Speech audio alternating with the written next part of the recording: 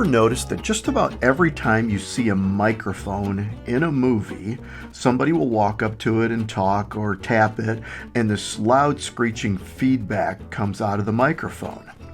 Well, that feedback is actually the sound coming into the microphone and out the speaker and back into the microphone over and over again. And it sets up a sine wave that gets louder and louder until somebody stops the input noise or turns off the system.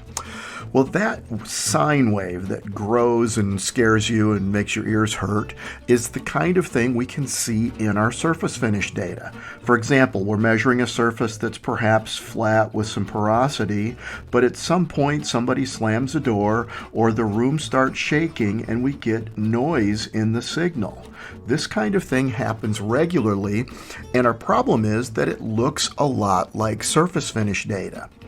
The vibration around the gauge, the vibration occurring within the gauge from the motor itself, or again, somebody slamming a door or tapping on the table, can take our surface data, which might be rather random, and turn it into something rather periodic, or even worse case, something that gets very large and is not actually part of our surface.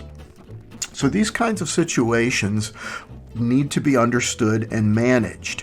The rookie mistake is to just treat the surface as if that is part of the surface itself, and then the problem we'll have is the next time we measure this surface, we might see the same valley and then see a zone that no longer has that information in it. And we question, is the gauge repeatable or not, when in fact it is the room or the table or the environment around the gauge. Now, vibration can come in a lot of places in a surface finish measurement. Let's look at a basic skidless measuring system.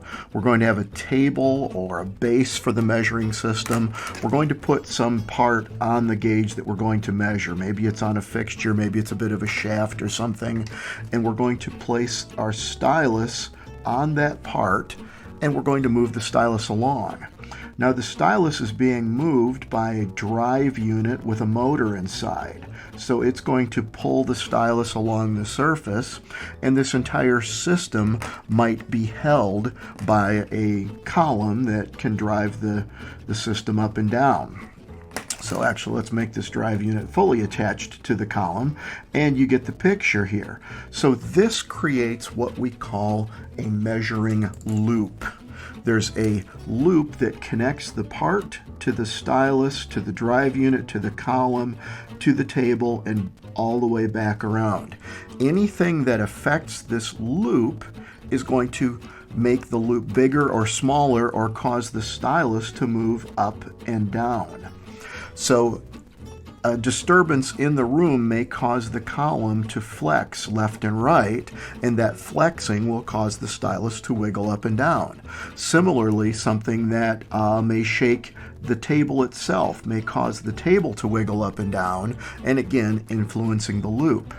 So these situations can occur, and they'll hide inside our data as something like this burst of roughness that may come and go. Now, one thing we can do is zoom in and look at this closer with software like our OmniSurf software from Digital Metrology. We can zoom in, and if we see that the surface was basically random, for example, let's measure an optical flat to see the noise of an instrument, we'll see randomness typically.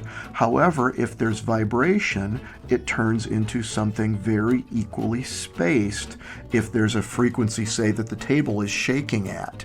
So these kinds of bursts of noise are some things we should watch for, and we should not treat them as our surface, but perhaps a measurement problem.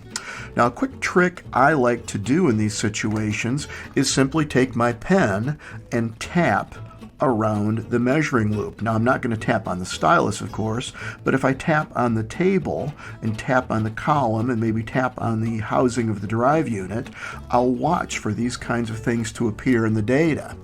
The pro move, the professional move, is during a measurement, say of an optical flat, I will tap 3 times, and 3 times gives me the chance to detect them as something that I introduced rather than nature introduced. So 3 is a nice number because I'll see the pattern of tap, tap, tap, or tap, tap, tap. And if we tap the various components, again, not on the stylus, we can see which of the parts of the system might be causing noise in our measurement.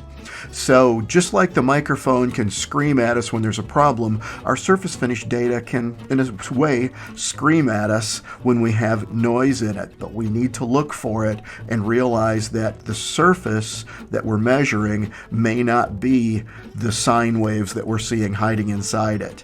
For more help with your measurement needs or understanding your measurement systems, reach out to us at digitalmetrology.com. We're happy to help.